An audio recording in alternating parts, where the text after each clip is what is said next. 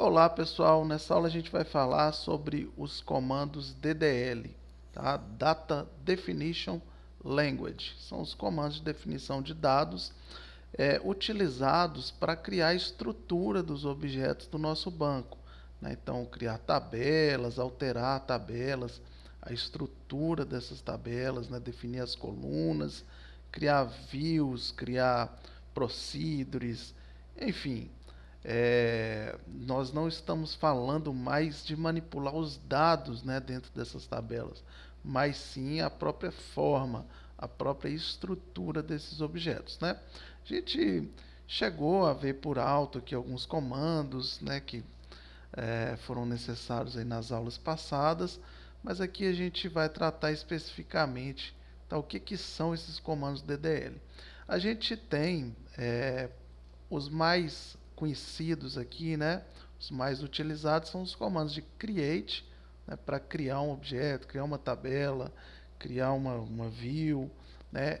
Alter para fazer uma alteração nesses objetos, o drop para apagar, o truncate ele é utilizado para apagar todos os dados de uma tabela e deixar essa tabela no seu estado original, tá certo? Vazia. Ele é diferente, por exemplo, do delete from table, né? Eu apagar toda uma tabela aqui sem o where, apagar todos os registros, porque, por exemplo, se eu tenho um campo autoincremento, né? Eu posso estar lá já no número 100, se eu apagar tudo e tentar inserir o próximo, ele vai para o 101. E a gente usando o truncate, ele zera aqui, inclusive, o nosso incremento. Ele não vai gerar log de transação, né, diferente do delete. Então ele acaba pesando menos o banco, né, sendo um comando mais performático e trazendo também a nossa tabela aí para as definições originais dela, tá bom? Inclusive a gente pode truncar partes da tabela se a gente está trabalhando com particionamento. A gente consegue, por exemplo, dizer para o SQL que uma tabela deva ser particionada por data, né? Então a gente tem aqui, cada mês ele vai gerar uma partição nessa tabela. Eu posso dar um truncate partition e apagar assim, muito rapidamente um grande conjunto de dados que está naquela partição da tabela, tá certo? Mas isso aí é um conceito mais avançado, tá? A gente não vai tratar aqui, mas para que vocês saibam que existe isso aí, tá bom? Então, por exemplo, é útil também quando a gente está trabalhando com BI e aí a cada carga, por exemplo, ele está refazendo os dados do mês ou do mês anterior e do mês corrente. Às vezes tem algumas necessidades nesse sentido, porque os dados estão em alteração, pode ser que sofra algum ajuste ainda, e aí você consegue apagar, né, sem ter que fazer um filtro, where data, between, as partições do mês passado, do mês corrente, e essa é uma ação extremamente rápida no banco, não gera log, não gera, não vai fazer aí os seus arquivos estarem crescendo, né, estarem impactando a performance do banco. Então, o truncate, né, ele pode ser usado para isso também.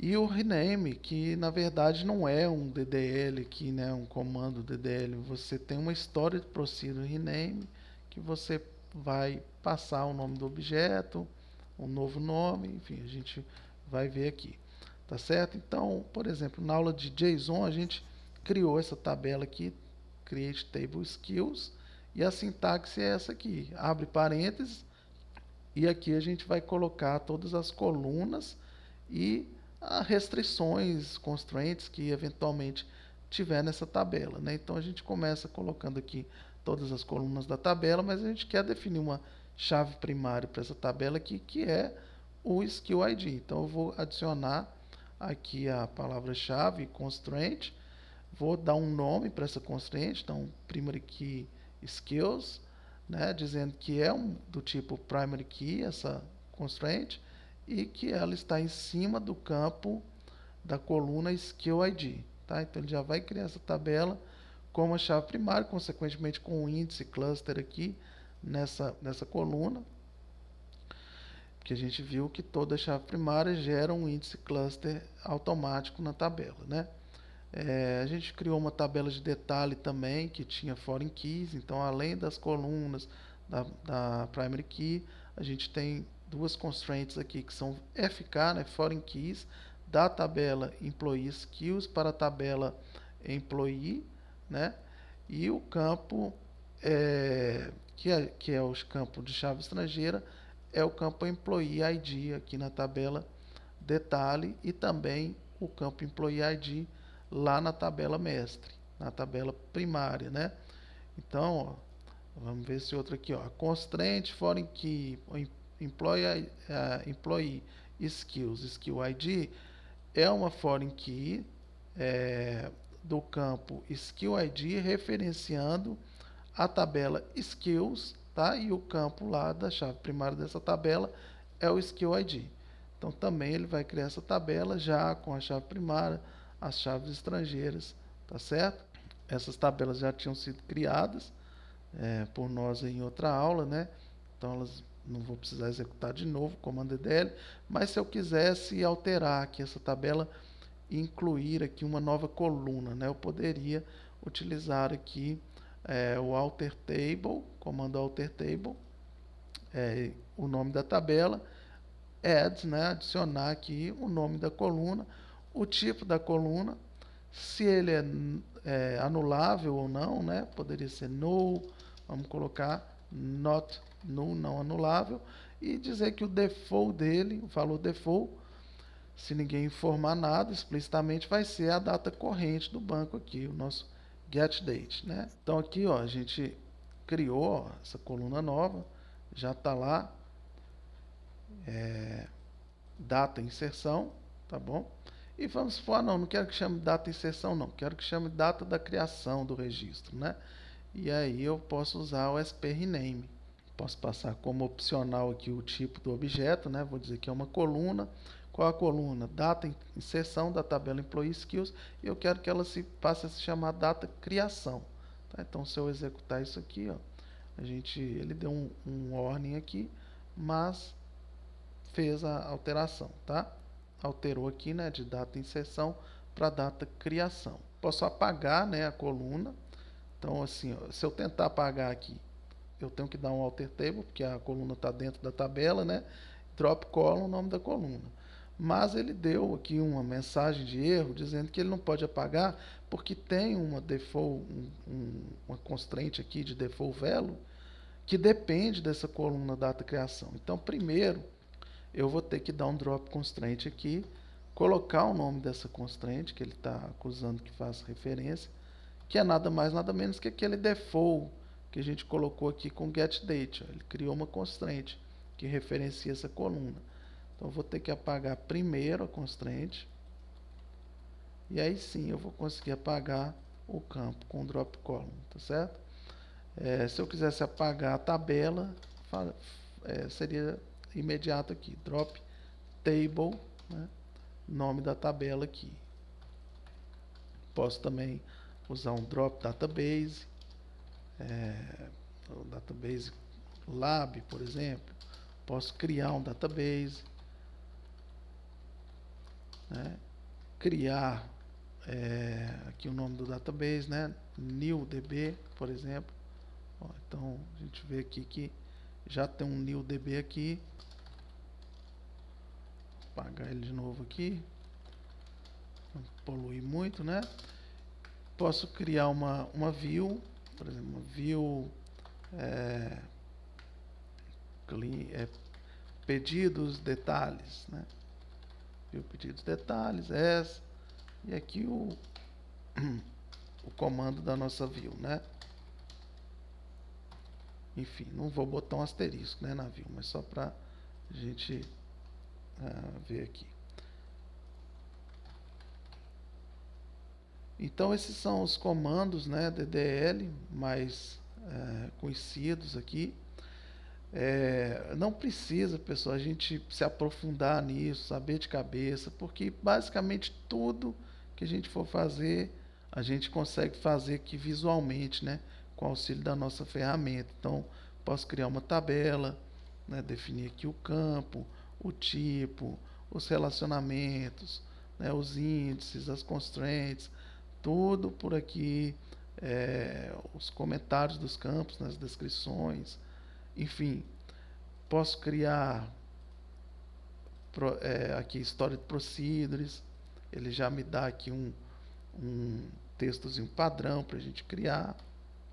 Eu aconselho vocês colocarem aqui seu nome, né, a data de criação, o que faz a procedure. Quando você executar isso aqui vai ficar armazenado, tá? E vai auxiliar outros desenvolvedores até você futuramente aí a se organizar, tá certo? Então, por exemplo, aqui vamos chamar de proc alguma coisa, né? E aí eu vou definir os parâmetros dessa procedure. Parâmetro 1 é int, né? Sei lá, data, não sei o que, on date time. E aqui o nosso transact SQL do que realmente essa procedure vai fazer. E assim também para você criar funções, criar triggers. Vou criar uma trigger aqui dentro da tabela de categoria. Já me dá aqui um scaffolding, né, do comando. Então facilita bastante o nome da tabela, criar uma trigger tal na tabela tal. Depois do insert, no insert, né? On insert, enfim. E aí eu vou definir o que essa trigger faz, tá bom? Mas essa parte de Transact SQL não é o tema dessa aula, né? Apenas realmente a gente conhecer, saber que tem esses comandos aqui e que tudo que a gente faz aqui, né? A gente cria pelo visual mesmo, por baixo dos panos, ele está gerando esses códigos, tá? Então, vamos até ver aqui, ó. Vou criar uma tabela com ID, dizer que ele é um identity, ele gera aqui sozinho a numeração, e eu tenho um nome, vai achar 100, só isso aqui, essa tabela. E vou dizer que ela tem uma chave primária. A gente viu que tabela teste, né? Ele vai gerar aqui, ó. A gente viu que tem uma opção lá, né, que a gente marcou para sempre que a gente fizer uma alteração aqui, ele dá a saída desse script para a gente. Isso é útil para a gente controlar alterações, principalmente quando a gente trabalha com vários ambientes, né? Ambiente de desenvolvimento, depois tem que passar, esse script tem que rodar no ambiente de homologação, ambiente de produção. A gente gera aqui, ó, e tudo que a gente faria lá na unha, né, com DDL, ele está gerando aqui, ele está criando a tabela, né? Ele talvez não use exatamente da maneira que a gente faria, né? A gente colocaria lá a primary key direto aqui dentro, ele acha melhor fazer dessa forma, né? Ele tem a própria forma dele gerar aqui, mas